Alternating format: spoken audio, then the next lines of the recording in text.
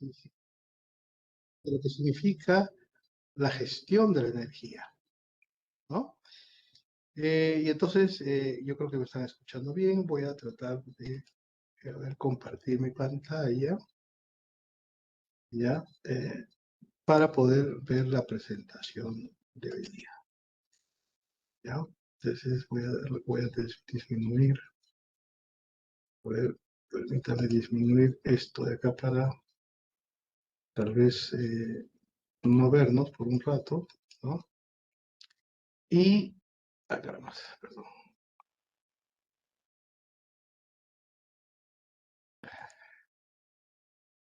Mm, ¿Qué pasó acá con mi,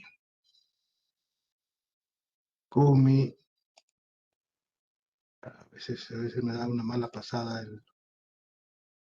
el PowerPoint? Un ratito, por favor. Voy a ingresar nuevamente a mis archivos para abrirles ya lo de Innova. Un momentito, por favor. Ahí creo que salimos.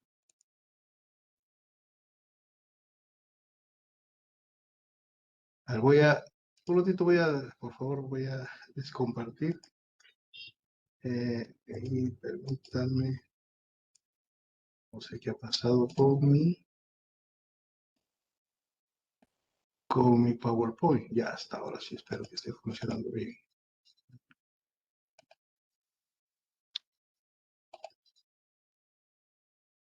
Algo no funciona con mi PowerPoint. A ver, yo voy a desconectarme un ratito y voy a volverme a conectar. Ya no va a demorar ni 5 minutos, por favor. No se vayan, algo está pasando con mi PowerPoint. Un ratito, por favor, ¿ya?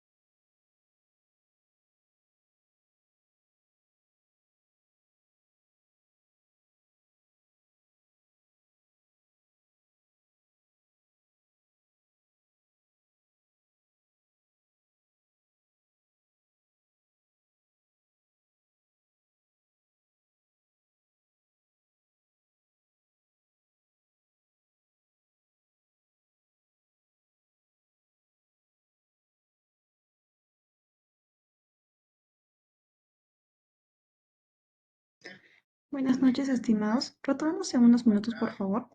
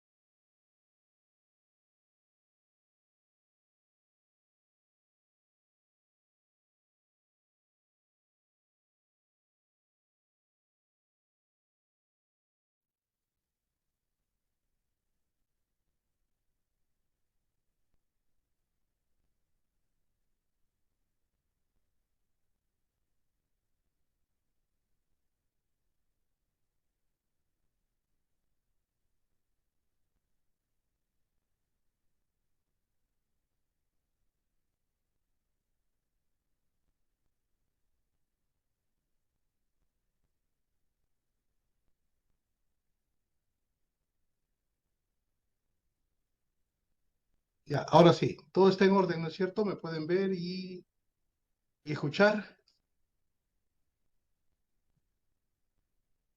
A ver, ¿cuál es Sí, el ingeniero. sonido? Ya, ahora sí. Muy bien, muchas gracias. Resulta que, pues, ustedes saben que en estos tiempos las PCs ya no descansan, ¿no? Y entonces todo el día está la pobre PC ahí seguramente con muchos temporales y he tenido que apagarla, volver a arrancar porque se había definitivamente colgado mi Office. Muy bien. Entonces, muchas gracias más bien a Innova por la invitación y a ustedes por su audiencia.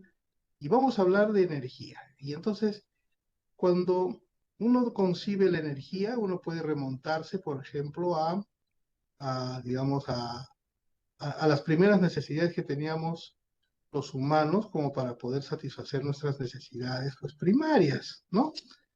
Una de ellas, por ejemplo, es el calor, ¿no? Por lo tanto, se quemaba leña, por ejemplo, o bosta, ¿no? Para calentarse. Después, cuando ya se tenían que cocer los alimentos, había una cocción.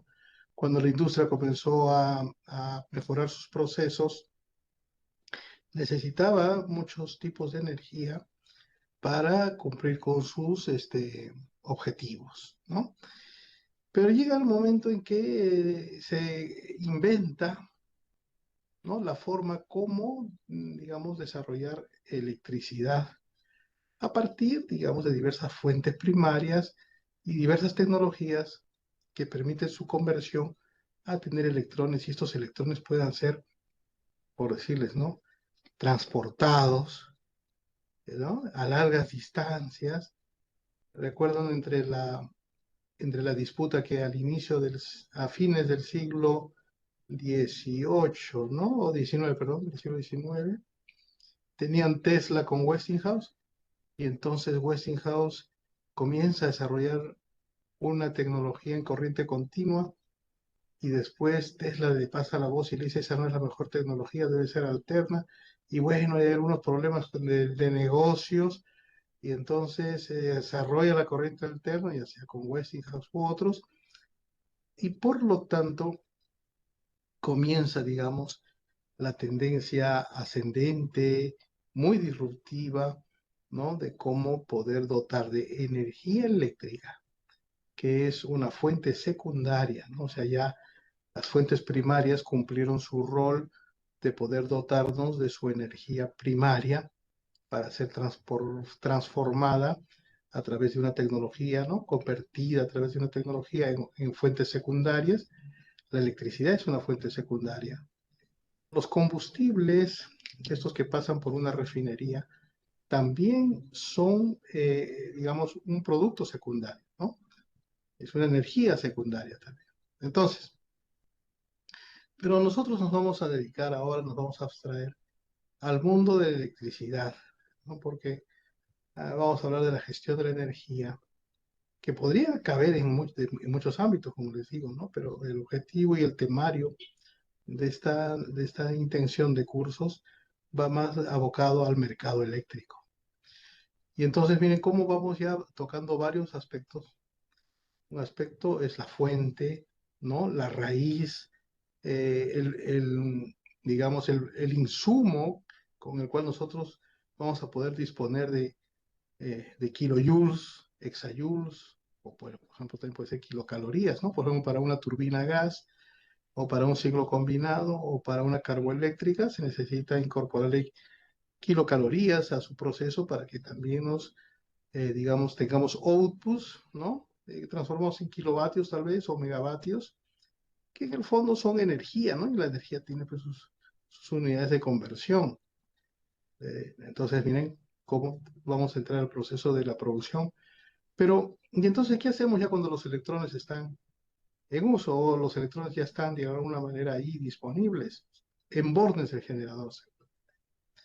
Vamos a tener que diseñar, y eso también ya no es algo que lo vamos no nos vamos a poner como historiadores para ver qué pasó, pero ya sabemos que existe un sistema de transporte, un sistema de distribución, con el cual, ¿no? Vamos a poder transportar, valga la redundancia, esos grandes bloques de potencia y energía, megavatios y megavatios hora, a distintos lugares donde se necesite donde el consumo esté presente, donde la demanda esté presente. Y entonces cuando llegue allí, ¿qué vamos a hacer? Vamos a ver la forma como ese producto se vende, ¿no? Entonces se tiene que diseñar un mercado, ¿no? ¿Y qué es un mercado? El mercado es bien fácil de definirlo, ¿no? Es un lugar, un espacio que puede ser, antes era físico, ahora hay espacios que pueden ser virtuales, porque hay mucha digitalización de por medio, y entonces donde hay productos que se van a transar. Uno va a entregar un producto y a lo mejor por ello va a recibir una remuneración, ¿no? Una compensación, digamos, monetaria, por ejemplo, ¿no? Económica. Y entonces ahí vamos notando que hay actores que persiguen estar presentes en el mercado porque saben que puede ser ello un buen negocio y los que se dedican a los negocios tienen que conocer exactamente los riesgos, por ejemplo, que pueden estar habidos en ese mercado. Y ese mercado tiene que tener reglas, ¿no? Tiene que tener un marco normativo que lo soporte, tiene que tener un marco regulatorio que pueda instrumentalizar lo que el normador, ¿no? Vio como una especie de visión para ese mercado. De todas formas, la visión siempre general va a ser tratar de usar de la mejor forma los recursos destinados a energía, ¿no? No podemos dilapidarlos, aunque en algunas oportunidades ha podido haber, por ejemplo, alguna norma que no reflejó ese precepto fundamental de poder obtener siempre la cantidad de energía que necesitáramos a través de un criterio de mínimo costo. Entonces ya hemos hablado de varias cosas, ¿no es cierto? Hemos hablado de producción, de transporte, de aspectos operativos, de mercado, de regulación, ¿no? De, digamos, incluso riesgos dentro de un negocio, ¿no? Y etcétera, etcétera, etcétera. Y de por medio está pues allí, como por ejemplo incluso dice para Innova, ¿no? Su eslogan, está de por medio la ingeniería, la tecnología, ¿no? Y bueno, dentro de los mercados, los negocios. Entonces, ¿cómo estamos en estos tiempos? Vamos a ver qué nos dice mi PPT. Ojalá que mi PPT no, ya, yo creo que ya estaba casi, ¿no? Mi PC estaba sin energía y estaba un poco media, creo que ya débil, congestionada, ya está respirando nuevamente. Entonces, vamos ahí. Entonces, vamos a hablar un poquito de la gestión de la energía. El sector energético del Perú. Hay que distinguir dos cosas importantes, dos cosas fundamentales. Una cosa es la energía. Y la energía y la matriz energética en su conjunto nos aborda muchas fuentes, muchas conversiones, ¿no? Esas transformaciones, la energía no se crea ni se destruye, ¿no? Eso pareciera como que fue bien fácil decirlo, pero por ejemplo en esa conversión de que no se crea ni se destruye y que solo se transforma, que pasa por ejemplo de aplicar kilocalorías para que después uno pueda recibir kilovatios hora, ¿no? En ese interín hay muchas cosas de por medio. Primero, por ejemplo, disponemos de todos los recursos y de todas las fuentes que se necesitan para poder tener la cantidad de electricidad en este caso, ¿no? Que la demanda requiere, por ejemplo, lo tenemos solo en el Perú o tenemos que importar algo. Por ahora el Perú es bendito, ¿no? No tenemos que importar nada para energía, salvo cuando teníamos una carboeléctrica, porque carbón no había en Perú. Entonces esa carboeléctrica tenía que importar el carbón de alguna parte del mundo. Generalmente lo importaba, creo que esta empresa de Australia y a veces de Colombia, ¿no? Pero por hoy, por ejemplo, la disponibilidad de los insumos necesarios para producir electricidad están en Perú. El agua, el gas natural, ¿no? El gas natural. Y de vez en cuando el petróleo, por ejemplo. Y entonces ahí sí ustedes dirán, pues cuando se usa bastante petróleo también importamos pues, petróleo, ¿no? Entonces, bueno, ahí entonces hay algunas fuentes o algunas fuentes secundarias, como por ejemplo el petróleo, ¿no? Que se necesita también en nuestra matriz eléctrica. Pero el transporte, por ejemplo, el transporte para los autos o las necesidades de combustibles fósiles que tienen todavía algunas industrias en el Perú, todavía está basada en el diésel, ¿no? En el petróleo. Entonces, todo eso es, digamos, la energía para el Perú. Entonces usamos mucho petróleo. Miren, este es un gráfico del 2022. Porque acá ustedes, si esta PPT les llega a sus manos, yo la voy a difundir, ¿no? Pueden ingresar a este link y pueden construir ustedes eh, su propio gráfico, perdón, está temporizado, su propio gráfico, ¿no? Como para que puedan así incluso comparar a Perú con otros países, ¿no? Ahí está la información del mundo. Los balances nacionales útiles que trabaja el Ministerio de Energía y Minas brindan la información oficial de los países, agencias que, digamos, hacen maravillas con la información, ¿no? Como que para cualquier otra actividad también. Entonces, por ejemplo, esta es la energía que tiene el Perú, digamos, en las unidades de Exayurs, ¿ya? Exayurs. Tenemos carbón todavía para algunos procesos seguramente muy domésticos, ¿no? Pero ya no para el proceso mayor que era la carboeléctrica, que se fue en el año 2020, se fue a inicios del 2023, o sea, para el 2023 ya menos carbón va a haber, y para el 2024-2025 a lo mejor es muy bajito lo de carbón que se va a ver en este gráfico, ¿no? Porque ya no está esa carboeléctrica. En cambio, el petróleo, como verán, miren, se sigue utilizando este bache que ha habido acá. Yo sé que ustedes ya lo van a recordar qué pasó en el año 2020, ¿no? En el año 2020 hubo el COVID y entonces hubieron puntos de inflexión que, digamos, disminuyeron los consumos de las diversas fuentes energéticas. Entonces, el petróleo es un tema que se utiliza mucho en el transporte, básicamente. El gas natural, este que ven acá, ustedes dirán, hay un gas natural que viene desde el año 90, claro, habían yacimientos en Talara, en Aguaití, a partir del año 1997 aprox, Talara también, y ahora también hay en Piura, pero esta mayor, digamos, eh, el mayor volumen de gas natural que podemos tener en el Perú proviene de Camisea, ¿no? Proviene de la Convención de Cusco. Entonces, ¿en qué se utiliza este gas? Como estamos nosotros refiriéndonos más al sector eléctrico ahora, este gas se utiliza mucho en las centrales, en los ciclos combinados, en los ciclos simples, ¿no? De nuestro parque eléctrico. Pero también se está usando en la industria y se está usando a nivel de los usuarios residenciales y del gas natural vehicular, ¿no?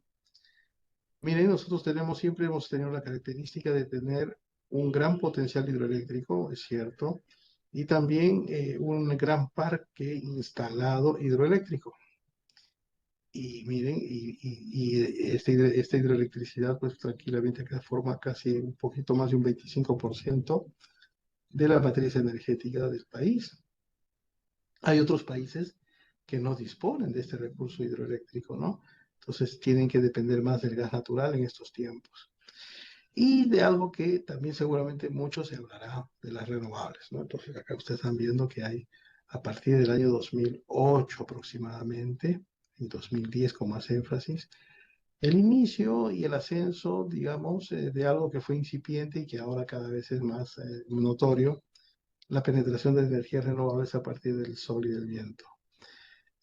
Ustedes verán que miren acá esta parte de aquí, ustedes dirán, pero que ya ha habido solar y eólica aquí desde el año 2005, no. Lo que ha habido seguramente es el desarrollo de biomasa, ¿no? De algunas centrales de biomasa, algunas centrales de cogeneración también que se utilizan, por ejemplo, el bagazo para esos fines, para sus fines, ¿no? Pues en esta parte ahí están ellas, ¿no es cierto? Están ahí ellas. ¿Y qué es el Perú con respecto al mundo? El Perú con respecto al mundo, acá ya lo pueden visualizar, somos 0,2% de la energía que consume el mundo, ¿no? O sea, en realidad somos pequeñitos. ¿Qué otra comparación podemos tener de Perú con respecto al mundo? Por ejemplo, a ver, en Estados Unidos, por ejemplo, ¿cuántos millones de barriles de petróleo se consumen al día? 19 millones de barriles de petróleo.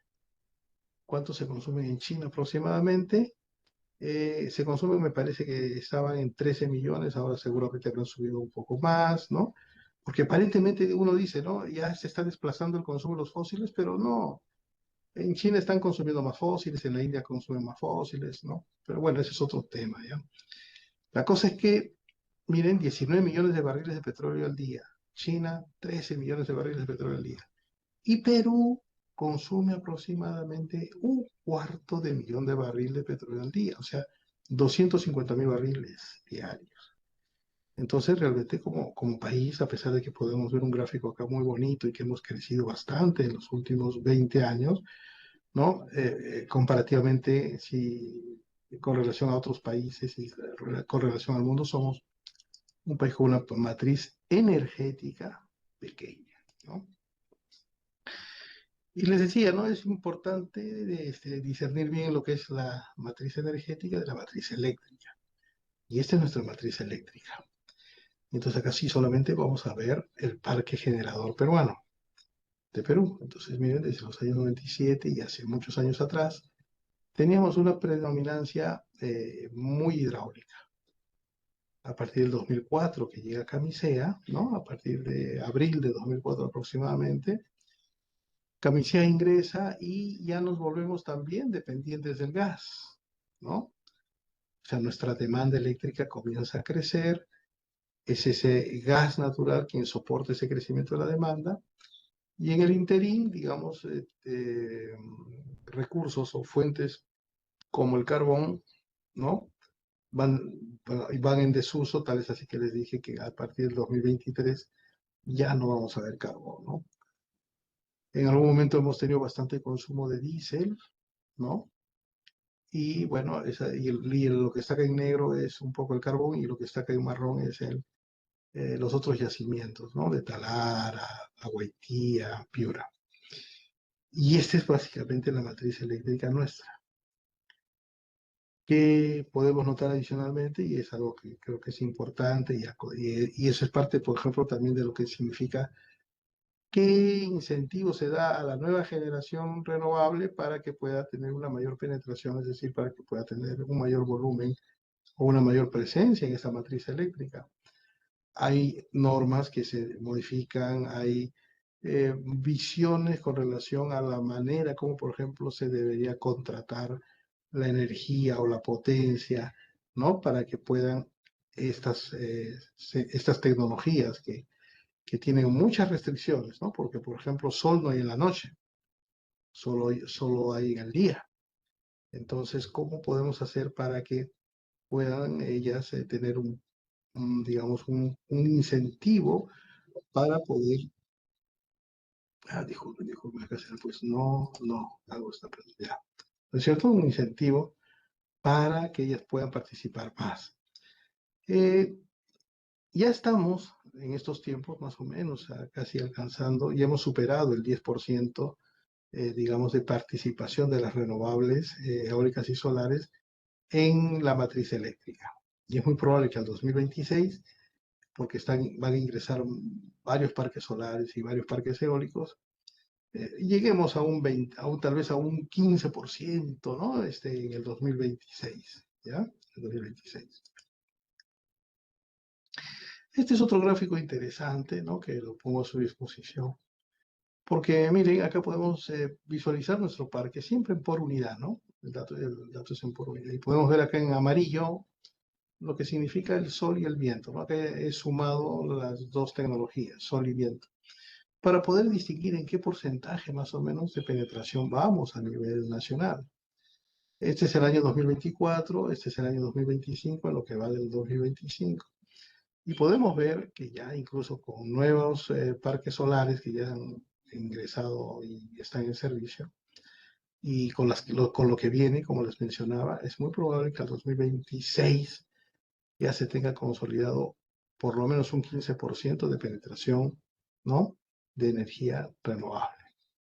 ¿Estamos?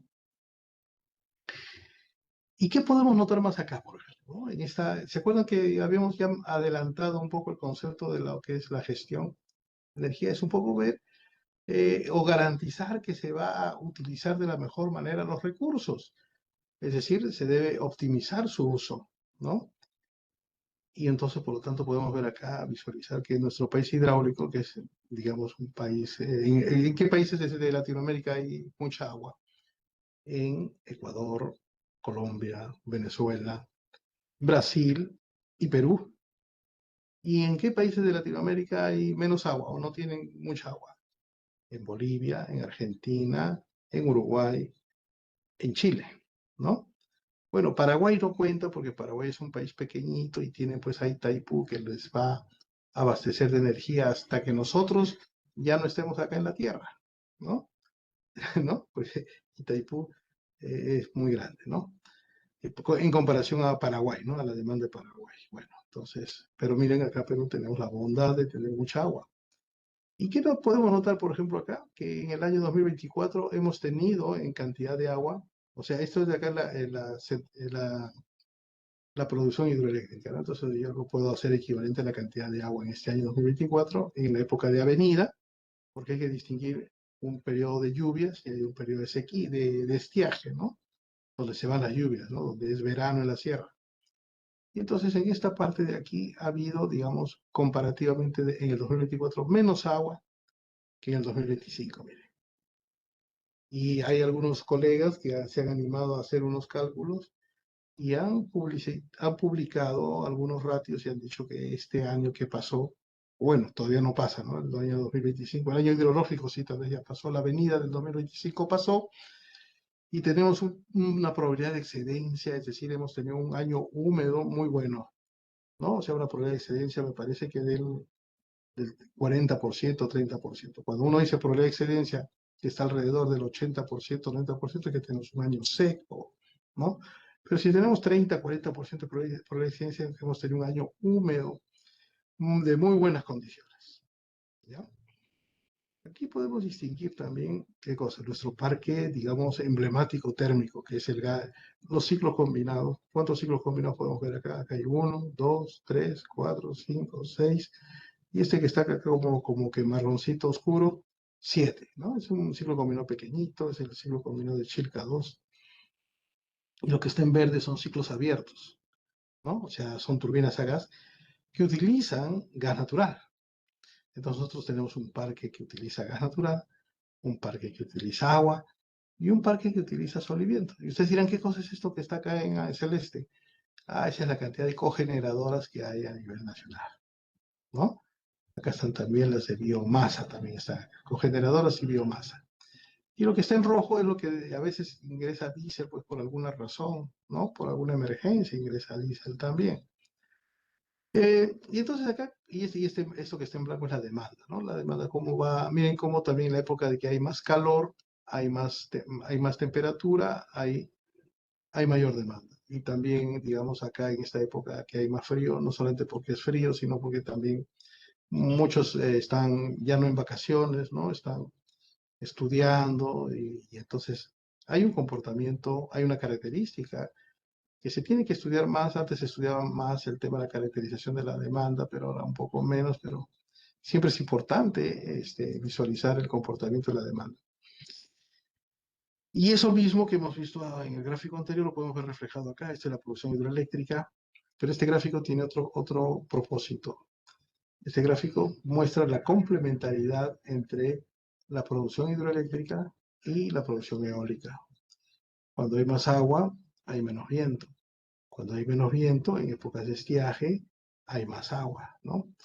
Por hoy, esto de acá abajo es la tendencia de la participación solar, pero no tiene ninguna tendencia, pues, ¿no? Porque acá no se puede visualizar nada en absoluto, porque realmente cada vez hay más parques solares que se están incorporando. Y entonces ya en algún momento, cuando ya tengamos una gran cantidad de parques solares, vamos a ver alguna tendencia con relación al clima, ¿no? Porque ¿qué cosa es finalmente el parque solar? El parque solar digamos, algo que depende de las horas del sol, ¿no? Si tuviésemos buena radiación en el norte del Perú, ¿no? En el norte hay más horas de sol, ¿no? En la zona ecuatorial hay más sol que en la zona austral, ¿no? Cuando uno hace un dimensionamiento, por ejemplo, de un parque solar, uno tiene que ubicar la latitud, ¿no? Para todos los curiosos que han estado seguramente llevando algunos cursos de energía solar. Entonces, van a haber seguramente algunas características que van a aflorar con el tiempo, ¿no? Pero aquí lo importante es que veamos la complementariedad entre el agua y el viento. Y esto es algo que siempre se ha dicho en los libros, cuando antes incluso que hayan eólicas acá, muchos promocionaban ello. Y entonces uno veía y uno decía, uy, a lo mejor no es cierto, pero después ya uno lo tiene que comprobar, ¿no? Y esto es muy importante, ¿por qué? Porque, los despachos económicos tienen que ser económicos, ¿no? Los pronósticos que se tienen que hacer a la cantidad de viento o de sol que puede haber para mañana o que puede haber para los siguientes días, ¿no? Hay buenos pronósticos que se lanzan para los 4 siguientes días, ¿no? Para el quinto día ya, digamos, la confiabilidad de ese pronóstico no es tan buena. Y cada vez aprenderemos más de esas cosas. Pero ello y todas esas herramientas significan involucrarnos, como les digo, en la gestión de la energía. Este es un Sankey. Y yo quería poner un Sankey porque el Sankey representa pues un poco el core business de esto, ¿no? O sea, quien domina bien y sabe bien lo que es un Sankey, ya puede tener una idea de la importancia, ¿no? De la importancia, por ejemplo, de comprender que en las refinerías, ¿no? Por ejemplo, este es para el caso de los fósiles, de los combustibles, y en el caso, por ejemplo, de las estaciones de potencia, es decir, de las centrales de generación, ¿no? Siempre van a haber tecnologías de conversión que finalmente van a derivar también, o sea, van a tener una cierta eficiencia. Y ese es el otro concepto importante, la eficiencia, ¿no? Porque en un proceso de conversión, si ese proceso de conversión es ineficiente, entonces cada vez van a haber más pérdidas, ¿no? Eso dónde lo podemos ver, eso no se puede visualizar acá en este gráfico, pero acá podemos decir, ¿no? Por ejemplo, de un ciclo combinado, de un ciclo combinado. ¿Cuál es la eficiencia de un ciclo combinado? Moderno, 60%, ¿no? Entonces significa que yo le ingreso 100 kilocalorías al ciclo combinado y retiro solamente 60. 40 se va en pérdidas. Una turbina a gas, ¿qué eficiencia tiene? Una turbina a gas, digamos, puede tener 45%, ¿ya? O 50, pongámosle. Y entonces, ¿y dónde se van esos otros 50 que se pierden? Se van en la compresión del aire, ¿no? Se van en la compresión del aire y en algunas pérdidas que puede tener por ahí más, ¿ya? Entonces, eso es lo bonito, o sea, esa sería la parte de la ingeniería, ¿no es cierto? ¿Cómo lograr que esas tecnologías siempre mejoren su eficiencia? La eficiencia de los parques solares, o bueno, los sistemas fotovoltaicos están en un 24%, 20%, ¿no? Las baterías mismas, ¿no? Tienen unas pérdidas de 5%, ¿no? Estas baterías que ahora están un poquito poniéndose de moda. Entonces, todo aspecto tecnológico está vinculado a una eficiencia y por ende después a un tema de pérdidas. Mientras se mejore eso, ¿no? Si mientras se reduzcan las pérdidas, yo creo que el estado del arte y la maduración de esa tecnología es algo que vamos a notar y es algo que es muy importante también tomarlo en consideración. Un Sankey también nos dice, por ejemplo, qué importamos, ¿no? Por ejemplo, qué importamos petróleo. Y vamos a volver a repetir el Sankey para ver desde cuándo hemos importado. A ver, perdón, desde cuándo hemos importado. Desde siempre hemos importado, ¿no? Siempre ha estado la línea de importación. Miren, y cada vez se ha hecho más grueso y cada vez importamos más. Claro, los usos, al final la demanda crece, pues, ¿no? Las necesidades crecen y entonces somos productores de hidrocarburos líquidos. No, entonces tenemos que importar. Pero somos productores de gas y entonces vamos a ver qué pasa con el gas. Nuevamente, a ver, vamos a ver qué pasa con el gas. En algún momento el gas aparece y después comienza a haber una exportación bien grande. Entonces dirán, ya miren, la gestión de la energía no solamente es saber que hay regulación, que hay precios, que hay un negocio de por medio, etcétera, sino que también con esto podemos identificar una política energética para que, digamos, los tomadores de decisiones puedan adoptar decisiones que, pues, digamos, de alguna forma garanticen, digamos, una balanza comercial, por ejemplo, favorable para el país. O sea, que estamos exportando, pues podemos decir, están exportando un buen precio, pero estamos importando también petróleo. Entonces, a ver, ¿qué es lo más conveniente, no? Claro, hay algunos temas que no se pueden convertir, o sea, hay unas industrias que no pueden convertir inmediatamente, por ejemplo, dejar entrar, dice Edgar, está esperando dejar entrar, bueno, ya, vamos a dejar entrar. Por ejemplo, hay industrias, hay el transporte, por ejemplo, ¿no? En la mayor cantidad de sancades del mundo, de los países del mundo, el transporte siempre representa un 35-40% de la matriz energética de un país. Entonces, se habla de la electromovilidad, todavía es complicado. Podemos entonces utilizar el gas natural en esa tan ansiada masificación del gas y que también, digamos, los vehículos se favorezcan, se vean beneficiados con ello también. Entonces verán que el sangre es importantísimo, ¿no? Bueno, avancemos. A ver.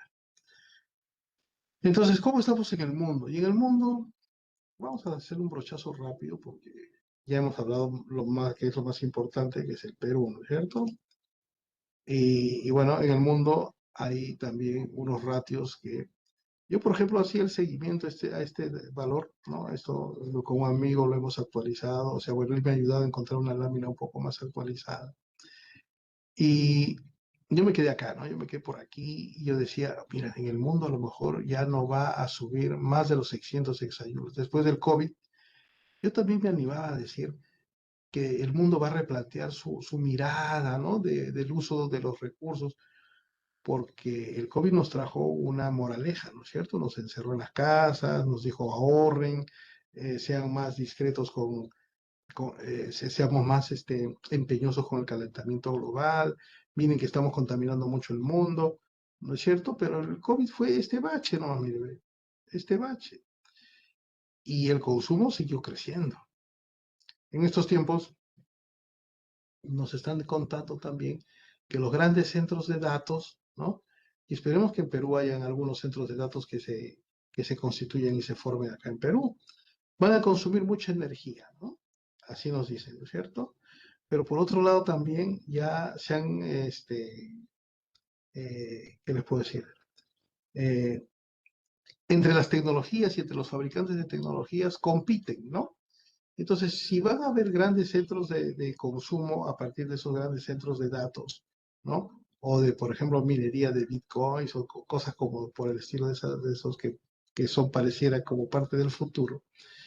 Las tecnologías también, o los fabricantes van a apostar y van a poner sus mejores cartas para tratar de tener una tecnología ad hoc a esos nuevos consumos. Y entonces aparecen los reactores pequeños, modulares, ¿no? Con tecnología nuclear, ¿no? Reactores más baratos ya, ¿no? Nucleares, small, ¿no? Modulares, que digamos están diciendo, mira, yo voy a garantizar y voy a ser muy confiable con ese tipo de demanda, con ese tipo de demanda que van a tener esos centros de datos, por ejemplo, ¿no? Entonces salen a la luz algunas noticias que dicen, por ejemplo, Google está utilizando ese tipo de reactor modular.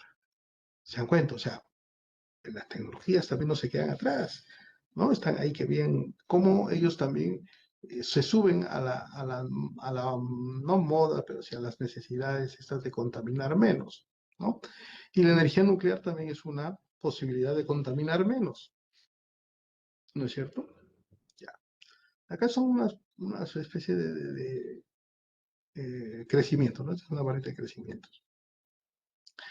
Muy bien. Entonces, acá, por ejemplo, también podemos visualizar que hasta el 2023 no han habido avisos de disminución del uso del carbón a nivel mundial.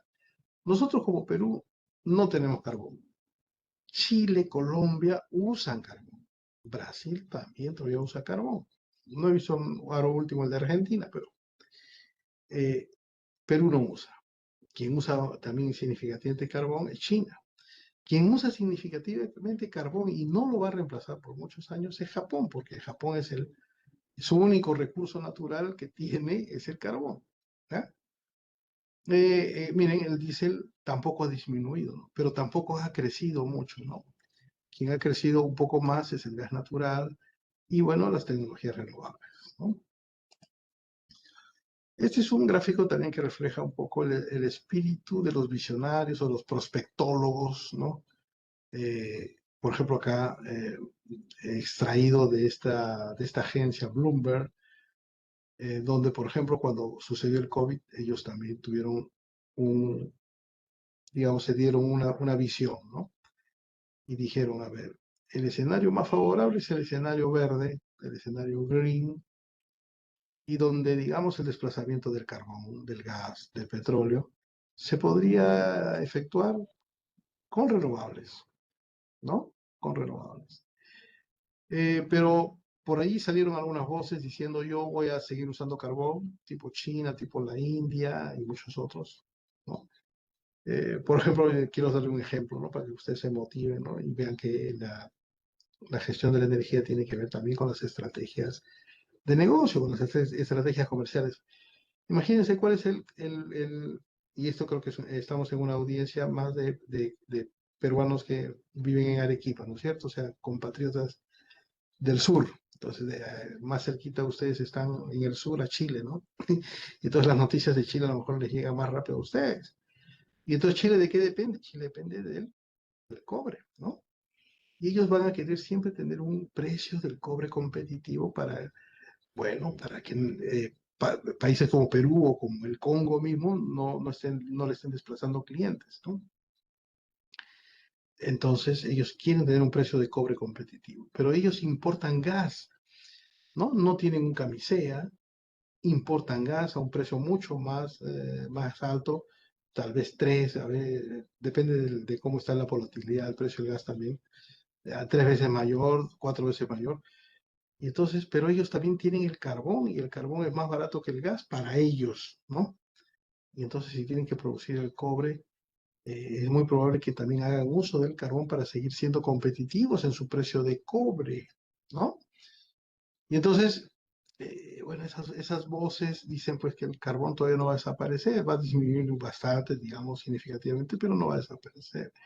El gas natural más bien se va a incrementar un poco porque el gas natural tampoco no es un fósil que contamine mucho. Lo que sí se va a disminuir significativamente es el diésel. Entonces ellos, Bloomberg dice, vamos a tener un escenario gris, ¿no? Un escenario gris. Pero ya les conté antes, ¿no? Esto de los centros de datos, de algunas actividades económicas que van a ser intensivas en energía. Y entonces se apuesta también, ¿no? Los que, digamos, conocen muy bien la tecnología nuclear, a, digamos, a poder de alguna manera desarrollar esta tecnología. Pero pensando en que va a haber un incremento significativo de la demanda porque justamente esos centros de datos van a consumir mucha demanda, ¿no es cierto? Mucha demanda. Cuando uno escucha a los desarrolladores de la tecnología nuclear, dicen, esos módulos pequeños, ¿no? Esos reactores pequeños modulares, no consumen mucha agua en su refrigeración, son cero refrigeración, ya no usan un uranio súper enriquecido, se utilizan otro tipo de elementos que tienen cierta radiactividad, pero ya no son tan radiactivos, entonces son más seguros para todos, y etcétera, etcétera. Las tecnologías están compitiendo, ¿no? Y entonces incluso, eh, miren, las tecnologías están compitiendo y la desmitificación de la energía nuclear también va a ser un propósito para los impulsores de este tipo de energía, ¿no? Porque muchos le tienen miedo a la nuclear. Recordemos que, por ejemplo, Fukushima no colapsó por un tema de sismo. El sismo lo soportó, ¿no? Cuando alguien dice acá el Perú es un país muy sísmico y entonces una nuclear colapsaría, no, no es cierto, ¿no? O sea, se las construye para soportar 10 grados de Richter, etcétera. Lo que hizo colapsar a Fukushima fue el hecho de que se inundara y los sistemas de bombeo no pudiesen erogar esa agua, ¿no? Bombear esa agua de inundación, porque el sistema de bombeo estaba en los primeros niveles, entonces el agua inundó las bombas, ¿no? Entonces, eso fue el problema de Fukushima, ¿ya? O sea, el tsunami fue lo que lo devastó. Muy bien, al margen de eso, porque ustedes dirán, ya vas, ¿no? Acá Roberto Tamayo está, creo que, siendo más impulsor de las nucleares. No, no, no es así, ¿no? En realidad, yo considero que todas las tecnologías, absolutamente todas las tecnologías son importantes. Hay algunos conceptos que nos brindan, digamos, también los desarrollos o los que han diseñado este tema de las COP, ¿no?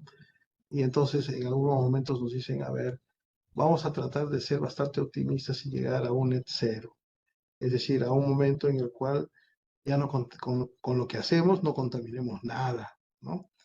Es bastante teórico, pero es bastante optimista, ¿no? Ahora, ¿se puede? En función a esto, tal vez, miren, con energía nuclear, a lo mejor sí se puede, ¿no? Pero acá no están considerando la energía nuclear. Esto es una visión, ¿no? Una visión. Pero también está, de alguna manera, poder reducir, ¿no? Este uso de combustibles fósiles a través de proyectos que forman parte de algunos programas de adecuación que también les llaman compromisos anunciados, ¿no? Disculpen, está temporizado. Y bueno, esperemos, pues, ¿no? Que de alguna manera esto continúe y se logre la participación de más renovables en las matrices. Nosotros hemos repasado nuestra matriz y yo, claro, les digo, va a haber más energía solar y energía eólica. Y el sistema tiene que también ser resiliente, ¿no? Tiene que estar preparado. Los controles para poder regular las variables sistémicas, que son la frecuencia y el voltaje, ¿no? Tienen que estar bien. Esos controles, esos sistemas de control de protección tienen que estar bien diseñados, ¿no? Porque si no, va a pasar lo que ha pasado ya en España, ya se saben cuáles han sido las causas y las consecuencias de la falla de España, igual de lo de Chile, ¿no? Pues bien, pero esa parte de ahí, ustedes dirán, ¿es parte de la gestión de la energía? Bueno, como cursos tal vez no, porque es un tema más operativo, pero sí podemos decirles pues que la parte operativa está involucrada.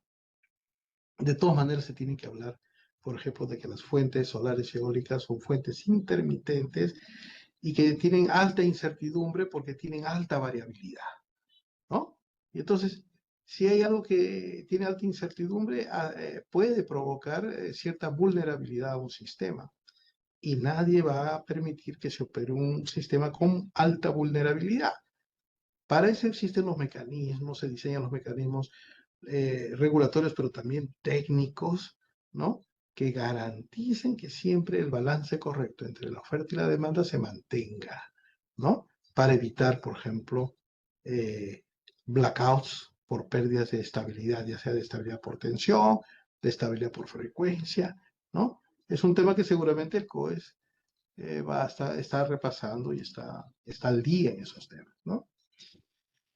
Y bueno, hay pues un desarrollo de tratar de decirnos, ¿no? Que en el 2050, bajo un escenario de transición desde el punto de vista económico versus un escenario que no es económico, pero que es un escenario forzoso a net cero, hay una gran diferencia ahí de entre 70 y 81%. Bueno, esas son estimaciones, ¿no? Pero hemos visto el diagrama de Bloomberg, ¿no? O sea, en realidad es tal vez una estimación muy optimista, ¿no? Muy optimista.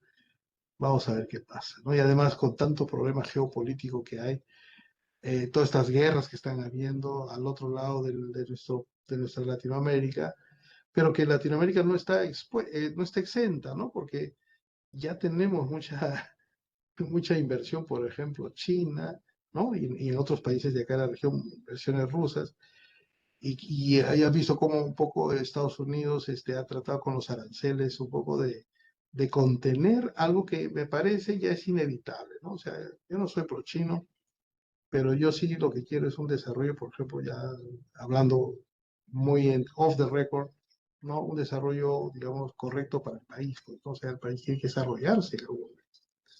Y el motor del desarrollo es justo la energía. Y tiene que haber energía barata, energía confiable, ¿no? Que garantice continuidad de suministro, que garantice seguridad energética, ¿no? Esos son los conceptos que se vierten en un tema de la gestión de la energía, ¿ya? Y aquí hay una realidad bajo esa óptica digamos, de net cero, ¿no? Que está acá.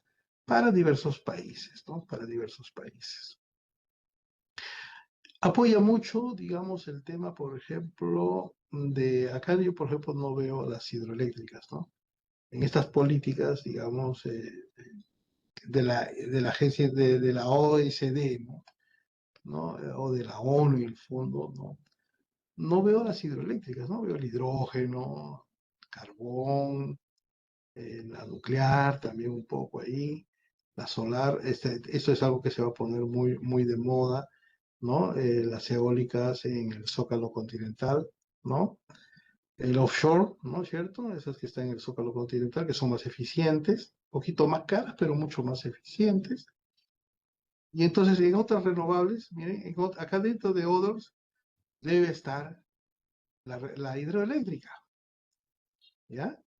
Y como verán, por ejemplo, en China, para la magnitud que es China, la hidroeléctrica es pequeña, a pesar de que tiene 3 gargantas, ¿no?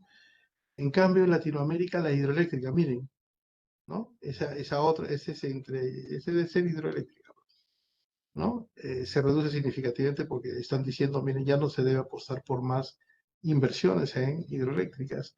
Y yo creo que ese es un error. O sea, uno puede también en el curso, a lo mejor, explayarnos un poco para poder comprender por qué, ¿no? Por ejemplo, si uno conversa con los gestores de las hidroeléctricas y con la experiencia que hay en el Perú, ustedes también me imagino que lo saben, ¿no? Tienen a Charcani 5 allí, a varias Charcanis. En el sur no hay mucha agua, eso es cierto, pero también los requerimientos de agua dulce, ¿no? De decir de que no se debe llegar al mar a botar 1 metro de agua dulce en época de estiaje, por ejemplo, sería un crimen, ¿no? En un lugar, en una zona donde hay poca agua.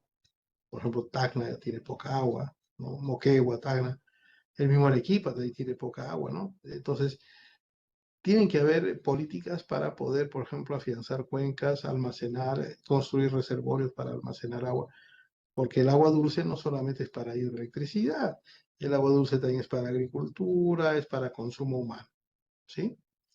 Entonces, el tema de las hidroeléctricas va por esos lados también.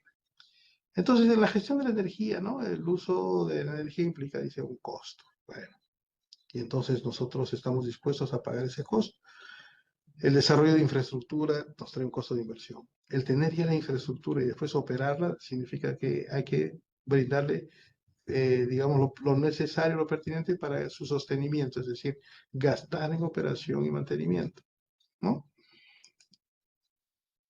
Entonces, se debe optimizar, se debe minimizar, ¿no? Entonces, nuestro modelo económico habla de optimización, ¿no? Habla de optimización, o sea, el precepto de nuestra ley, por ejemplo, de eléctrica, tiene 3 preceptos importantes, ¿no?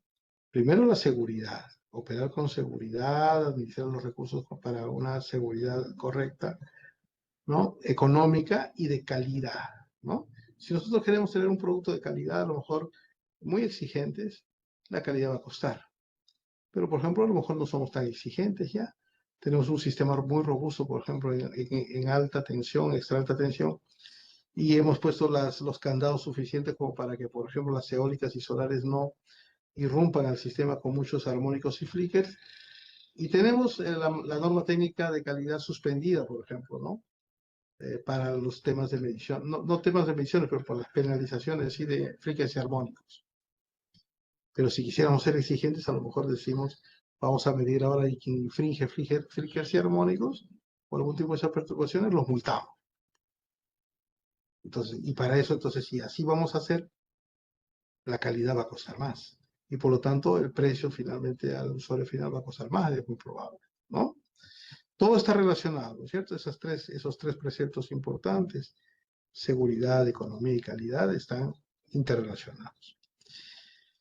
Y bueno, acá se habla pues de una cultura de racionalización y en el fondo significa el mejor uso de los recursos destinados a energía. No se trata de ahorrar energía, sino emplearla adecuadamente, ¿cierto? Mejor uso, hay que dar el mejor uso. En esta racionalización energética los costos son el concepto más importante, o sea, bueno, prevalece el tema del mínimo costo, pues, ¿no? O sea, En un despacho económico vamos a tener todas las tecnologías, todas las fuentes, con sus respectivos pronósticos y todo. El COE centraliza toda esa información, ¿no? Utiliza alguna herramienta, digamos, de optimización y lanza su programación del día previo, ¿no? Se tienen que considerar costos variables combustibles, costos variables no combustibles. Se tiene que considerar, por ejemplo, como nuestro país es bastante hidroeléctrico, condiciones hidrológicas que tienen que también que estar de alguna forma preestablecidas, ¿no? Pronosticadas. Y ahora que vamos a tener sol y viento, también hemos hablado un poquito hace un momento de que es importante que haya buenos pronósticos. ¿Por qué? Porque son fuentes que nos generan mucha incertidumbre, ¿es cierto? Mucha incertidumbre. Entonces, se incluyen todas las actividades que se realizan en una unidad económica, empresa, administración o incluso la familia. Bueno, la gestión energética, o sea, hablar de energía es muy amplio, ¿no? Podemos hablar de la pobreza energética, podemos hablar del acceso universal a la energía, podemos hablar de la electrificación rural, podemos hablar de los, ¿cómo le llaman estos? De los usos productivos, ¿no? En zonas alejadas. Podemos hablar de llevar, por ejemplo, paneles fotovoltaicos a las zonas ahí más alejadas. Podemos hablar, por ejemplo, eh, de poder instalar ahora sistemas híbridos, ¿no? Es decir, que haya la combinación de paneles solares, obviamente con sus inversores, sus sistemas de almacenamiento, etcétera, y también con la garantía de unos motores, ¿no? Que pueden brindar servicio en las horas que no hay sol. Esos sistemas híbridos destinados a sistemas aislados, ¿no? En el Perú hay muchas ciudades que todavía no están interconectadas, ¿no? Principalmente en la zona de la selva, de la Amazonía. Y también hay algunos lugares que están aislados en la zona andina, ¿no? Y en la costa también me parece que hay algunos, ¿no? Y a veces uno dice, ¿y por qué no se interconectan? ¿Qué esperan para interconectarse? A lo mejor interconectarse le trae más problemas, ¿no? Porque a lo mejor se interconectan a través de una red muy radial, muy débil. Entonces esa red comienza a salir a cada rato cuando hay periodo de lluvia, por ejemplo. Nadie quiere eso. Entonces a lo mejor dicen, mejor operamos con la pequeña central hidroeléctrica que tenemos aquí en nuestro pueblo de una manera más segura, más confiable, con menos frecuencia de interrupciones, con menos duración de interrupciones, ¿no? Entonces, se busca una solución, ¿no? De garantizar un buen abastecimiento, o sea, un precio y seguridad y calidad justos, ¿no es cierto? Bueno, óptimos, por no decir justos, a mí tampoco la palabra justos no me gusta aplicarla muy frecuentemente, ¿no? Porque realmente si para muchas cosas así que son evidentes no hay justicia, es un poco bien subjetivo decir que a lo mejor hay algún precio que por ahí puede ser justo que está pagando un usuario final, ¿no? Entonces mejor hablemos de óptimo, ¿no? De situaciones óptimas. Entonces se busca ese compromiso y se garantiza un buen abastecimiento con los mejores resultados económicos, ¿no? Entonces, a ver, muchos mensajitos salen, ¿no? Y al no menor costo posible como se pensaba hasta ahora. Bueno, entonces se consideran tres aspectos fundamentales, ¿no? Para todo ello, ¿no? O sea, primero, tienen que haber inversiones, ¿no? Tiene que haber una buena gestión para, digamos, lograr justamente que no decaiga la rentabilidad. También han habido casos en los cuales, y en toda la cadena de valor, ¿no? Y no he tenido un gráfico para la cadena de valor, me disculpan porque creo que por ahí también se tiene que empezar a veces, ¿no? Es decir, empezamos en la generación, después tenemos la transmisión, después tenemos la distribución. En el futuro va a haber a lo mejor un comercializador, cada cual tiene sus diferentes actividades, ¿no? En su rol. Y entonces la electricidad, ¿no? Justamente para que transite en esa cadena de valor, tenemos que catalogarla a lo mejor como un commodity, ¿no? O sea, hay muchos paradigmas que ahora la nueva tecnología está cambiando. Un commodity podría ser un producto que puede ser transportado, almacenado y después transportado para su venta, ¿no? La energía se podrá transportar, sí, pues a través de las redes, pero se la podrá almacenar. Hace muchos años los profesores los ingenieros nos decían, sí, lo puedes almacenar para efectos pues muy específicos, ¿no? Había unos condensadores y se podía almacenar un poquito, pues, ¿no? Las pilas esas antiguas. Esa era la vieja escuela. La nueva escuela es que ahora tiene sistemas, estos BESS, ¿no? Que son los famosos en inglés Battery Energy System Storage, que te permiten ya almacenar un poco más de cantidad de energía.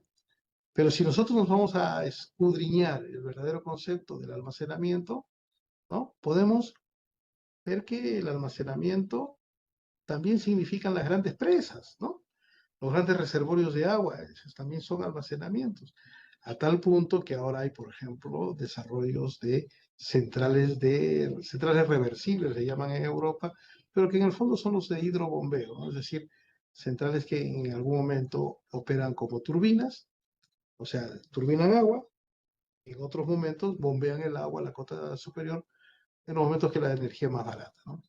Ahora, ¿cómo podemos bombear el agua a la cota superior?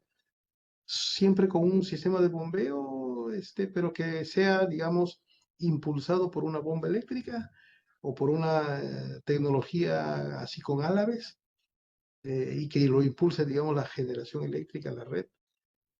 O, o podemos tener unos paneles solares también al costado y que nos brinden energía para bombear el agua. También ya hay ese tipo de formas de tener centrales de hidrobombeo, ¿no? Centrales que turbinan y unas bombas que funcionan con paneles solares. De todo hay ahora, ¿no es cierto? Entonces, se trata de, entonces el paradigma esto de que la energía no se puede almacenar, cada vez se va, digamos, de alguna manera rompiendo el paradigma, ¿no? Y a tal punto de que podemos decir que, por ejemplo, cuando una característica económica es bastante inelástica, es porque no se admiten sustitutos. Pero ahora ya, por ejemplo, podemos tener nosotros un sustituto a la energía de la red, ¿no?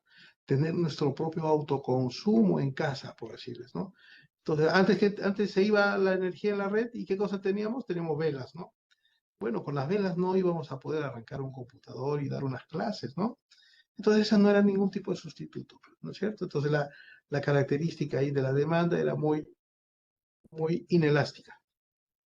Pero ahora tenemos un sistema de almacenamiento, podemos tener unos paneles solares que nos pueden hacer de autoconsumo en casa o en alguna pequeña industria también, y entonces hay un sustituto a la red, ¿no es cierto? Entonces esa demanda ya es cada vez más elástica, característica más elástica.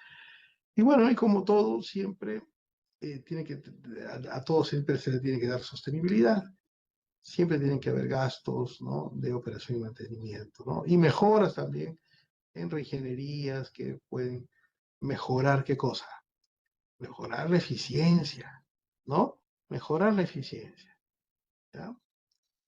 Con eso de paso ahorrar algunas cosas, generar algunos ahorros, ¿no?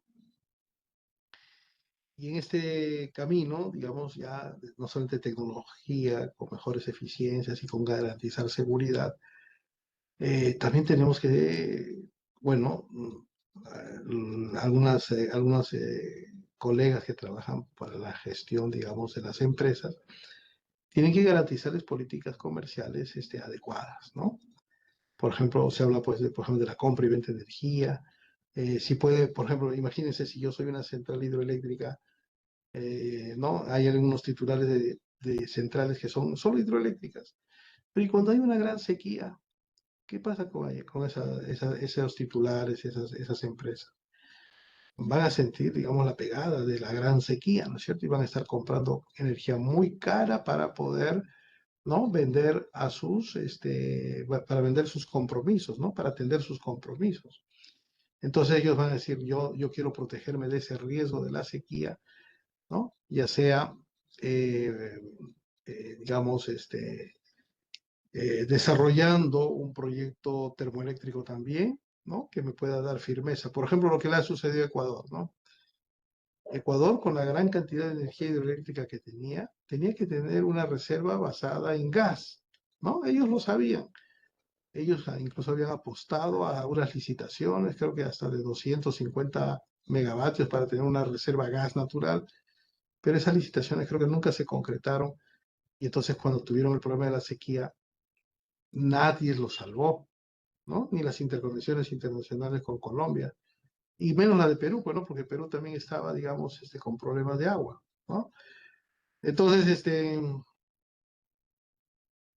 entonces Ecuador sufrió la consecuencia, ¿no? Porque no tuvo el gas al costado, o sea, no tuvo un respaldo, ¿no? Por una sequía.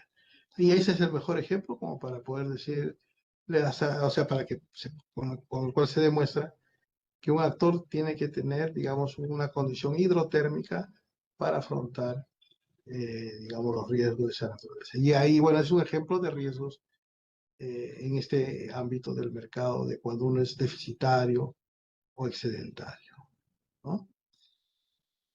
En los mantenimientos, bueno, acá hay una relación de, digamos, de muchas ventajas. Y acá, claro, esta es una lámina muy, tal vez no voy a decir que es antigua, ¿no? Pero acá, por ejemplo, hay diversos tipos de mantenimiento, ¿no? Preventivo, correctivo, hay algunos que, por ejemplo, le pueden decir hasta predictivo, pero a todo esto, digamos, todo esto todo esto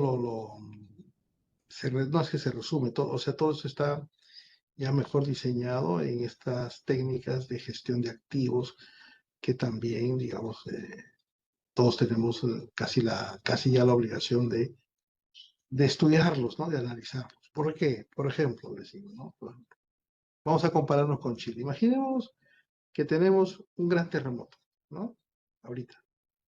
Y justo lo conversaba esto con unos colegas temprano, ¿no? En el trabajo. Decía, oye, vamos a preocuparnos por preguntarles a las empresas acerca de si están prevenidas para los terremotos o no, si son resilientes frente a un terremoto. Y acá en Perú, digamos, algunos dirán, pues sí, yo he hecho un estudio de riesgos, este es mi plan de contingencia, etcétera, etcétera, etcétera, y pueden, digamos, demostrar con papeles ello, ¿no? Ya, muy bien. ¿Cuál es la diferencia, por ejemplo, con Chile? Y ustedes saben que en Chile ha pasado, pues, megaterremotos, ¿no? Los ha golpeado, no sé qué año fue uno que le golpeó mucho a Chile. Y después de ese terremoto, Chile dijo, bueno, en adelante ya no nos va a suceder esto, o sea, hay un concepto de continuidad de negocio en el cual muchas empresas, digamos, no es que quebraron, sino no pudieron ser resilientes y estar después recuperadas a tiempo, ¿no? En el momento oportuno. Se demoraron mucho en su recuperación. Y entonces, ¿por qué? Porque no tuvieron una política o un plan para continuar el negocio, que les exige esas normas de gestión de activos, que son también están estandarizadas, ¿no? No me acuerdo qué número de ISO es, no sé qué número, la ISO 33000, no me acuerdo cuál es la gestión de activos, a lo mejor alguno de ustedes por ahí la conoce, ¿no? Entonces, ¿cuál es la diferencia? O que se debería también exigir acá en Perú es que, por ejemplo, ¿no? Y no solamente en el ámbito energético, en el ámbito de cualquier otra actividad económica, ¿no? En la pesca, en la agricultura, en el transporte, etcétera. Ten tu certificación de gestión de activos, ¿no? Que te garantice continuar el negocio después de un gran sismo o de un gran desastre, ¿no? Entonces, miren, ya claro, ahorita estamos en el mantenimiento, yo he exagerado ya esta situación, ¿no? He exagerado, ¿no? Pero eso es importante, ¿no? Ese ejemplo me parece que da bastante claridad de lo que se persigue como, no solamente alargar la vida útil, que es importante, ¿no?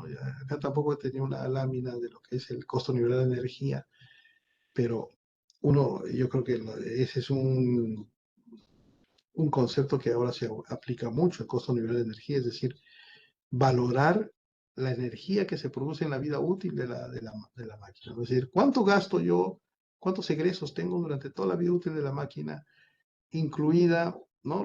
Incluidos los costos de inversión, los costos de operación de mantenimiento, los costos financieros, tasas de interés, todo, por ejemplo, ¿no? Todo. Y eso dividido entre la cantidad de energía que se produce en toda la vida útil. Entonces vamos a ver qué costo nivel de energía tenemos, ¿no? Los costos nivelados de la energía, me imagino, ahorita de las solares, por ejemplo, deben estar en alrededor de los $35 el megavatio hora, ¿no? $35 el megavatio hora. De una hidroeléctrica que tiene más vida útil, ¿no? Porque hay que medirla en relación a la vida útil. Las solares tienen una vida útil de ¿cuántos años? ¿25 años? Las hidroeléctricas pueden estar catalogadas con una vida útil de 50 años como mínimo, ¿no? Y después de 50 años ya se comienzan a cambiar las partes electromecánicas.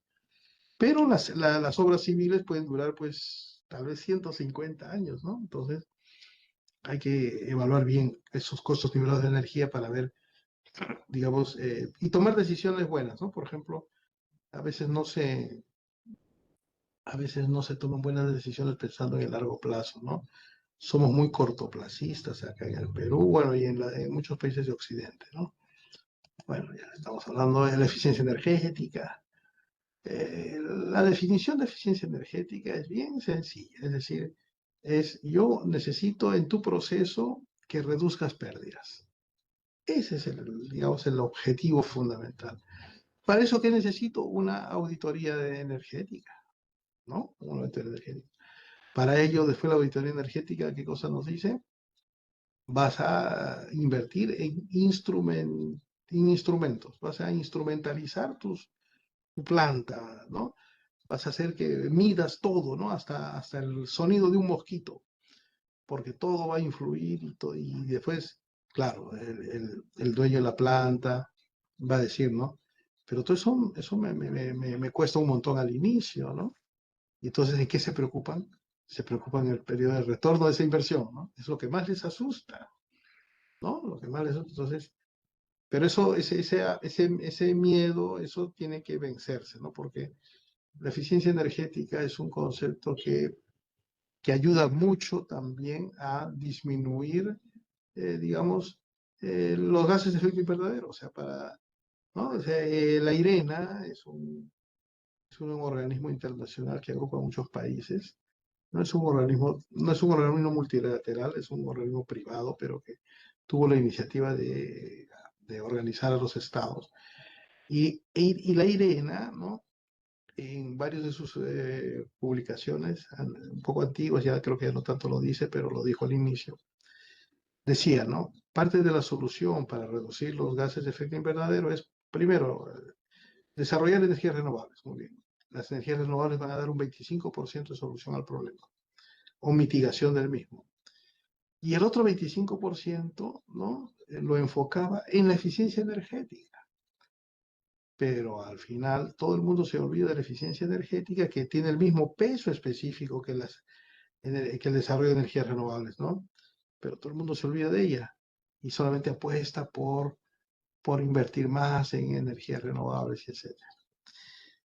Hasta aquí voy a tratar de, digamos, ya un poquito cerrar la presentación, ¿no? Eh, ¿Qué es más importante como variable? ¿No? Cuando uno, por ejemplo, dice, oye, en el Perú no se planifica. Si pues no hay una planificación. No me vayan a decir en clase, sí, pero el plan de transmisión es una parte de la planificación. No, no, no es una planificación porque no considera la generación. Y desde que ya no considera algo, no se puede decir que es una planificación, ¿no? Puede ser un buen resultado de algo que se necesita como parte de las líneas de transmisión para soportar muchas cosas para unos escenarios de aquí creo que hace 10 años, no me acuerdo. Ya, muy bien. Entonces, ¿qué cosa finalmente el planeamiento, la planificación? Es visualizar cómo va la demanda y la oferta de algo, ¿no? Una proyección de la demanda, una proyección de la oferta y ver si en algún momento va a haber escasez o no, ¿no? Y claro, obviamente no es tan fácil, ¿no? Porque, digamos, hay que integrar otras necesidades, otras realidades. Por ejemplo, el mercado del gas debería estar también visualizado, ¿no? Sus problemas en una planificación, por ejemplo, cuando uno quiere también planificar el tema del mercado eléctrico, del sector eléctrico, debería ser una planificación integral, ¿no es cierto? Una planificación integral, pero eso no hay. Y entonces, bueno, pero volviendo al sector eléctrico, la demanda, ¿no? ¿Qué es más importante, la oferta o la demanda? Hace muchos años, por ejemplo, cuando se construyó Mantaro ingresó al sistema por etapas, ¿no? No ingresó Mantaro completo en el año que ingresó, allá por el año 72 creo que ingresó, no recuerdo bien, 70 creo que ingresó la primera máquina, y ya su central, la segunda central, que es Restitución, ingresó después, ¿no? ingresaron por etapas, digamos, sus unidades. ¿Había demanda? No había demanda. Entonces, sin demanda, ¿cómo construir o mandar? Por decisión del Estado, ¿no es cierto? Teníamos un modelo económico distinto, teníamos una ley distinta, una constitución también distinta. Llega la gran reforma en el año 92, ¿no? Y se dice a partir de ese momento, ¿no es cierto? El Estado solo es subsidiario y después, en adelante, los privados toman la batuta de los desarrollos de la infraestructura. Y bueno, no hubo nueva oferta hasta los años 2000. O sea, hubieron compromisos de privatización y muchas otras cosas más, ¿no? Pero realmente cuando se comenzó a invertir fue en el año 2006 cuando se modificó la ley de concesiones y se puso y se aprobó la ley 28832, 28832, la ley de eficiencia de la generación eléctrica, ¿no?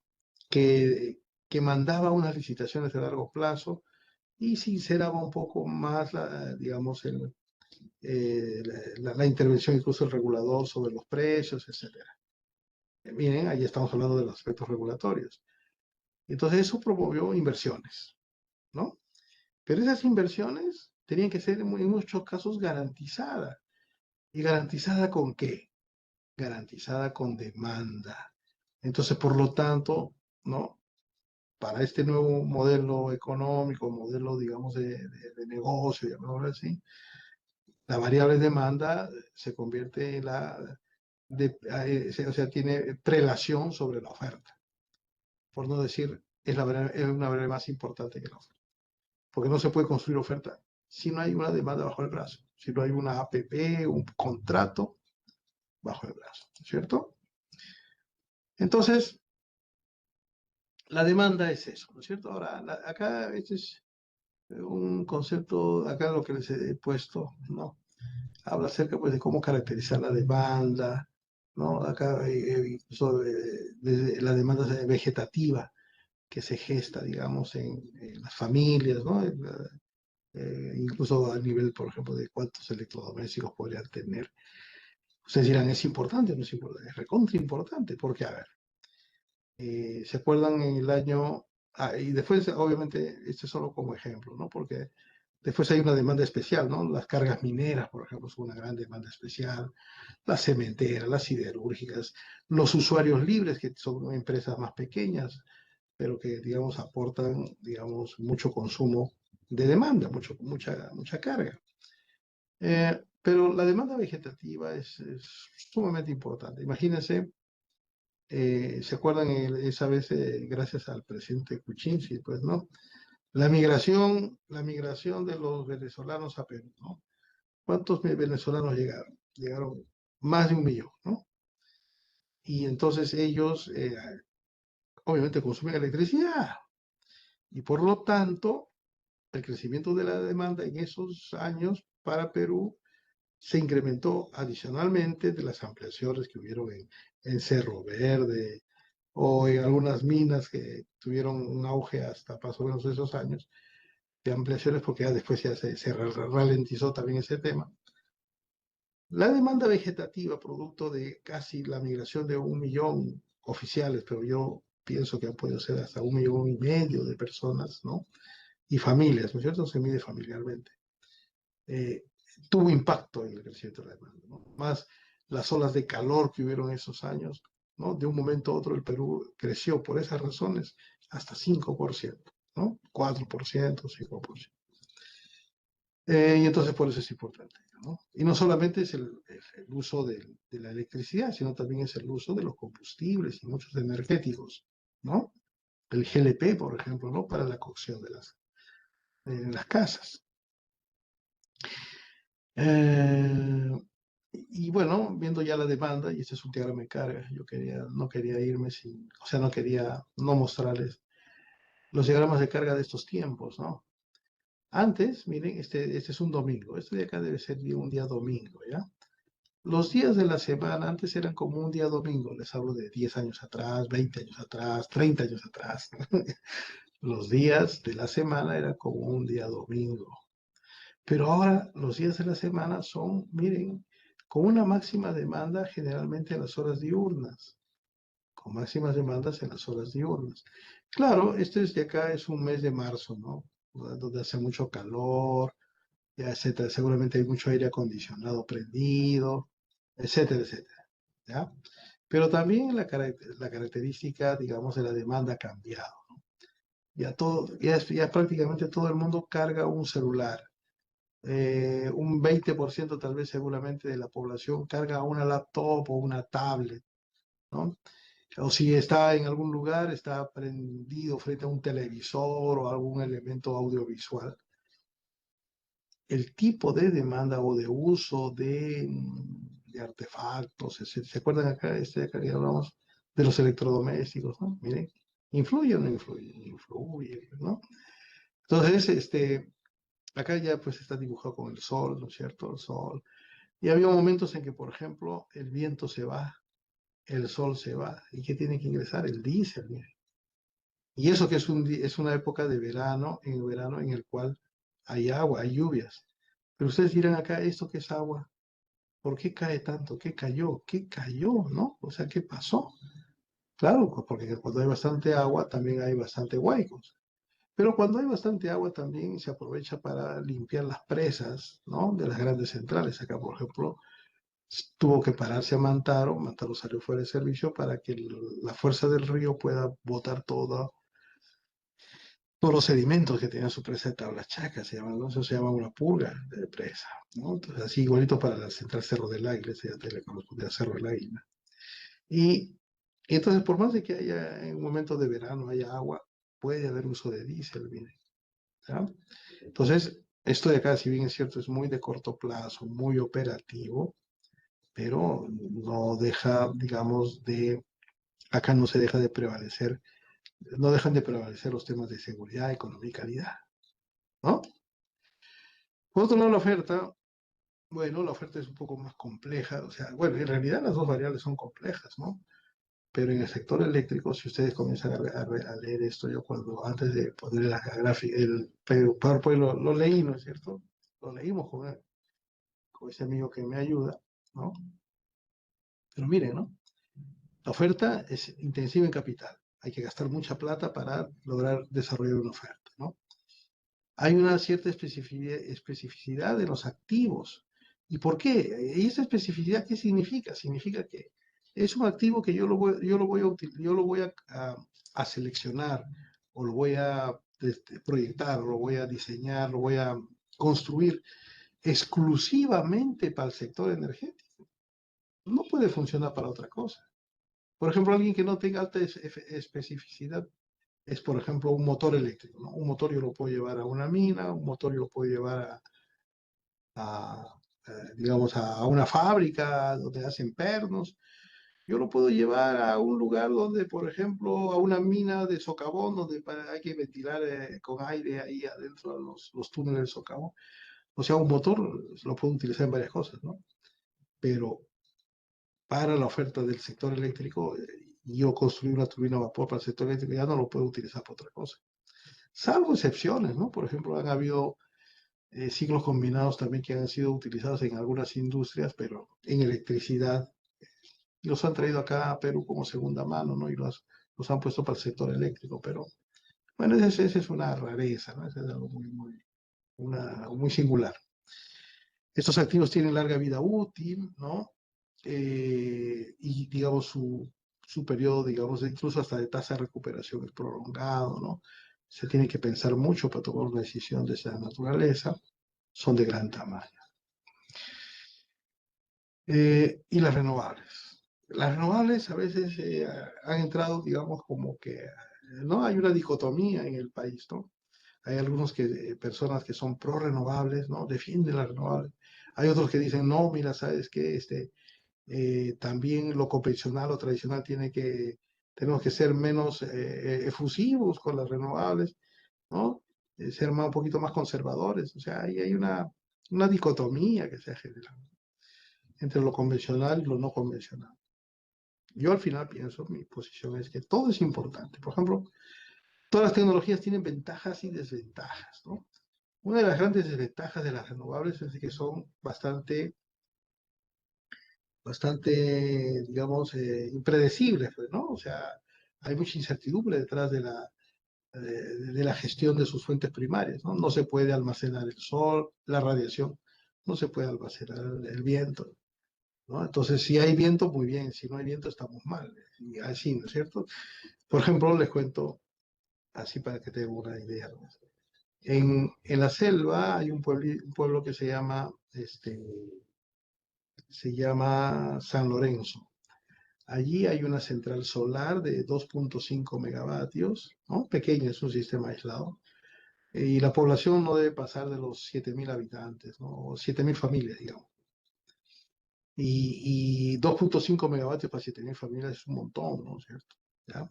Solamente consumen creo que 900 kilovatios, ¿ya? Por ahí están.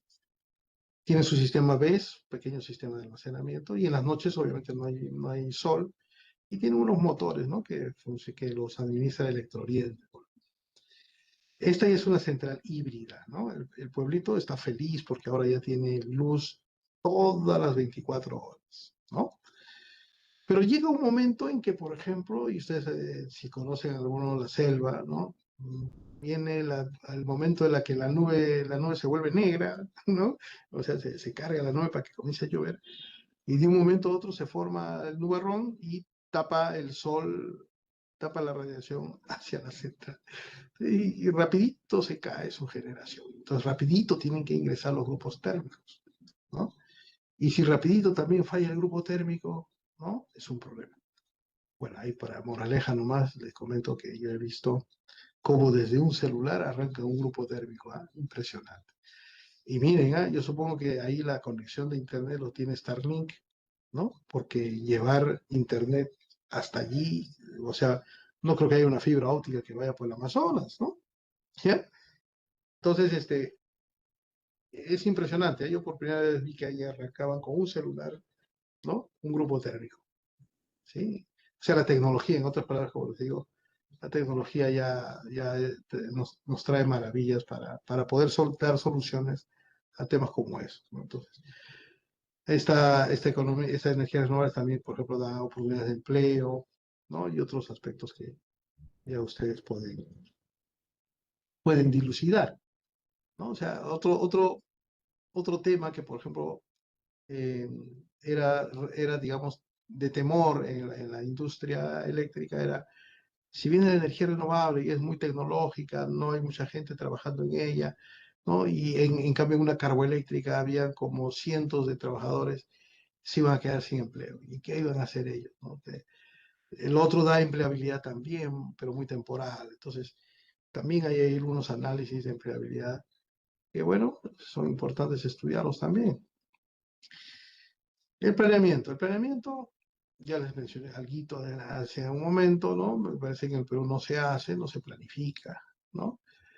Pero debería planificarse, ¿no? Y como les mencionaba, debería ser el subsector de electricidad y el hidrocarburos integrados como para poder, digamos, tener una visión de la energía unificada, un poco más unificada, ¿no?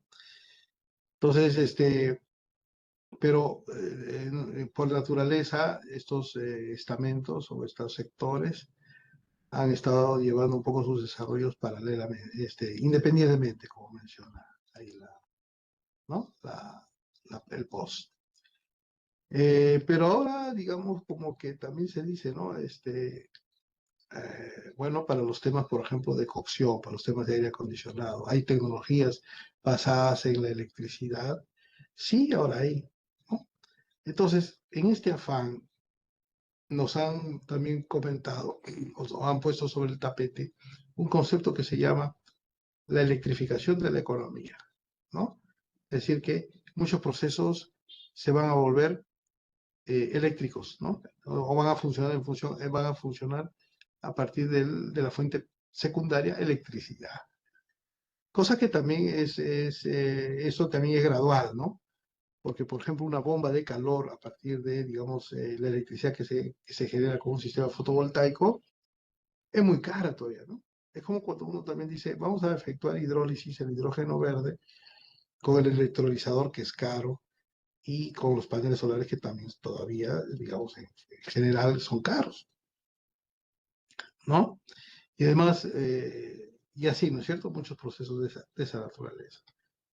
Pero bueno, todos apuestan también a que las tecnologías cada vez van a ser más disruptivas todavía, ¿no? Por ahí han escuchado, ¿no? Que, por ejemplo, los chinos están sacando adelante ya en el mercado, ¿ah? Miren, ¿ah? Baterías de sodio, que son más baratas porque el sodio es más barato que el litio, ¿no? Pero que por ahora tienen menos autonomía, ¿no? Y son más grandes. Pero miren, ¿no? O sea, ya hay ese tema, ¿no? Esos temas, ¿no? Y bueno, pero yo pienso que siempre en aras de que siempre se verifique que no haya escasez y que la infraestructura llegue a tiempo, ¿no? Y que todas las variables posibles se puedan integrar en esos procesos de planificación. Esta, de alguna forma, debe darse, ¿no? Entonces debe haber una planificación coordinada, se deben definir escenarios, ¿no? Se deben identificar tal vez algunas barreras también, ¿no? Y deben definir métodos para esa planificación. Y todo esto redunda, ¿no? En establecer elementos que los tomadores de decisiones pueden tener a la mano, ¿no? ¿Para qué? Para adoptar políticas públicas, ¿no? Para adoptar políticas públicas. Donde se quiere llegar, ¿no? A que en algún momento se exista una planificación del sector, digamos, que pueda desarrollarse de manera integrada, ¿no? O sea que esto me hubiese gustado explicarlo un poco más ampliamente, pero porque es muy bonito, o sea, hacer entender de que uno puede identificar un escenario, ¿no? Y además esto nos genera una cultura de poder valorar más el largo plazo, ¿no? Todos somos muy inmediatistas, ¿no? Hay una, ¿cómo le llaman? Unas dimensiones culturales de Hofstede, es un científico social, donde él hizo un análisis y dijo, bueno, los países de Occidente son muy inmediatistas, quieren resultados inmediatos. Los países de Oriente no, ahí está incluido Japón, y miren, particularmente en Latinoamérica está incluido Brasil. O sea, los brasileños piensan como orientales. ¿Mm? Tienen una visión distinta, digamos, de cómo valorar el largo plazo o la temporalidad, ¿no? Entonces, para planificar y darle opción a que los resultados de esta planificación sean útiles, bueno, los tomadores de decisión, en otras palabras, los políticos, ¿no? Tienen que tener paciencia, ¿no? Es decir, lo que yo ahora planifico, bueno, sus logros van a verse de aquí a unos 5 años. Brasil, ¿qué cosa hizo, no? Brasil antes era muy hidroeléctrico, pero hubo un año, y eso siempre yo estoy por averiguar, o sea, yo sabía qué año era, me he olvidado, pero estaba por averiguar nuevamente qué año fue para tenerlo en la mente. Brasil tuvo una crisis, ¿no es cierto? También tuvo racionamientos. ¿Por qué? Porque tuvo una gran sequía. Y entonces después de ello Brasil dijo, no, esto no me vuelve a pasar a mí, dijo, no, porque yo soy el país donde todo es más grande del mundo, ¿no? Y entonces ellos asumieron, ellos crearon una agencia de planificación, una agencia de planeamiento, en la cual ellos cada cierto tiempo licitan grandes obras, ¿no? Por eso las centrales hidroeléctricas en Brasil son muy grandes. Y no solamente ahora ya tienen hidroeléctricas, sino tienen muchos parques solares, muchos parques eólicos, tienen mucha biomasa. Se han diversificado. Si antes eran, por ejemplo, 85% hidroeléctricos, ahora me parece que ya son solamente 60%.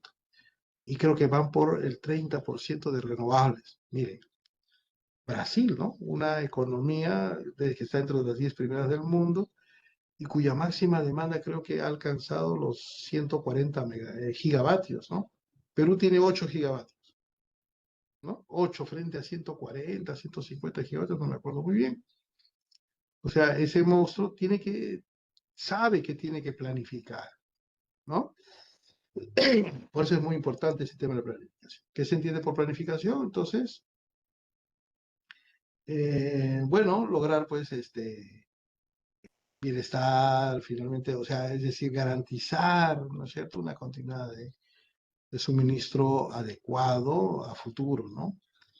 Mejorar el uso de los recursos, con ello, bueno, lograr un desarrollo socioeconómico.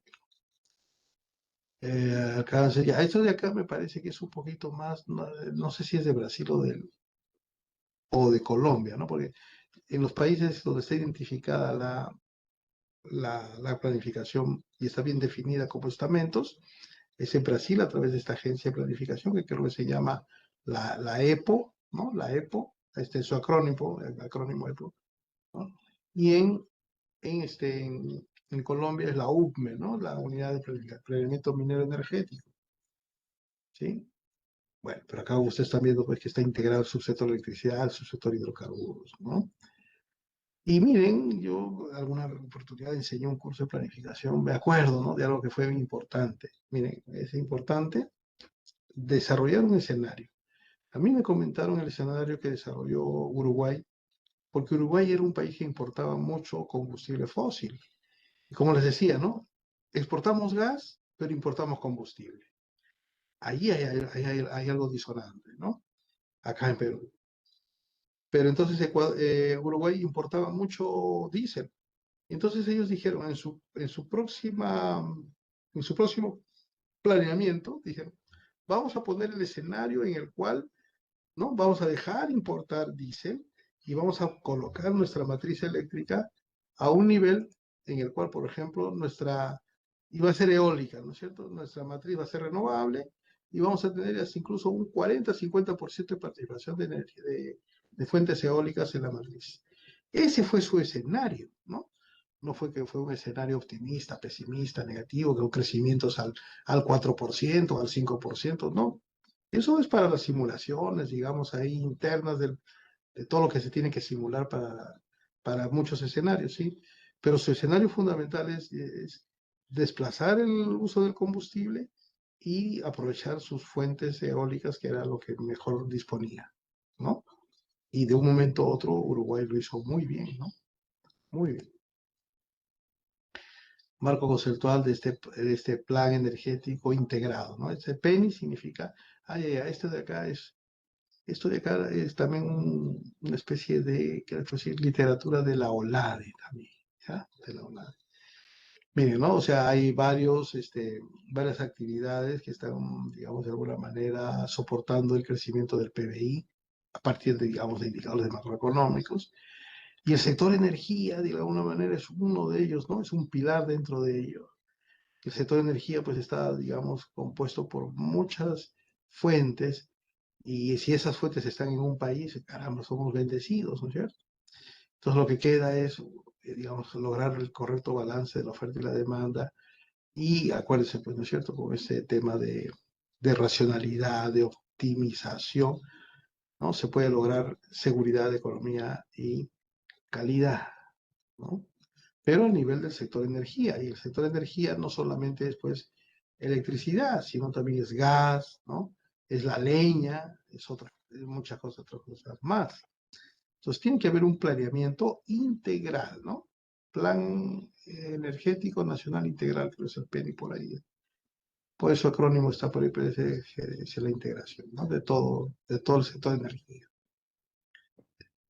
Bueno, interacción entre el sector de energía y la macroeconomía. Finalmente, ¿no es cierto? En este desarrollo, o sea, en esta evolución, digamos, y que vamos a pasar por muchos estadios, ¿no? Desde una posición actual hasta una posición del futuro, ¿no? Hay un camino que no se sabe por el cual vamos a discurrir, ¿no? ¿Por qué? Porque estamos expuestos a factores externos, por ejemplo, los aspectos geopolíticos, o factores internos que no solamente son, por decirles, el problema de que tenemos inestabilidad política, ¿no? Porque han visto como que con inestabilidad política y todo, el Perú sigue creciendo, ¿no? Si no pueden haber factores internos, por ejemplo, como alguna escasez de algún insumo principal, ¿no? La escasez, por ejemplo, de gas. No se siguió explorando y por lo tanto, ya en algún momento, en el 2040, ya no tenemos gas. ¿Qué pasó allí? ¿No? O sea, malas decisiones internas, ¿no? Internas. Entonces, con esto yo creo que hemos terminado la disertación y bueno, yo les agradezco mucho por su participación. ¿Ya? Voy a detener pueda tener la presentación. Bien, muchas gracias a todos. No sé qué de ahí que sigue, ¿no?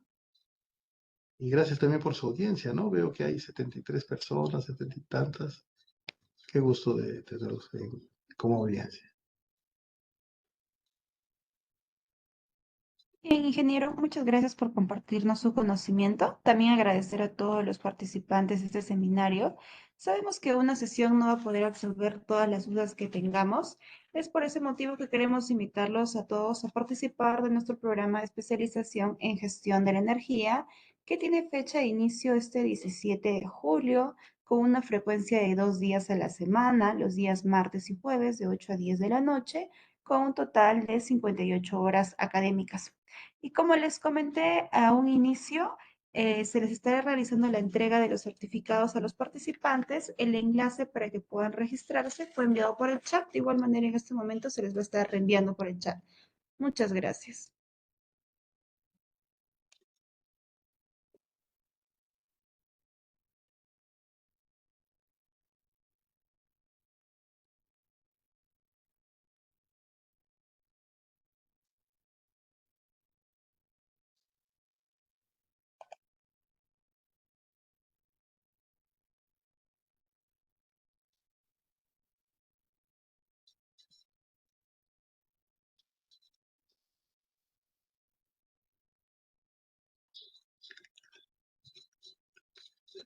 Muy bien, entonces si no hay preguntas, quedo de ustedes. ¿Estamos, señorita Dignova? Sí, ingeniero, muchas gracias. Muchas gracias a todos por participar. Buenas Ya, noches. muchas gracias. Buenas noches a todos. Hasta luego.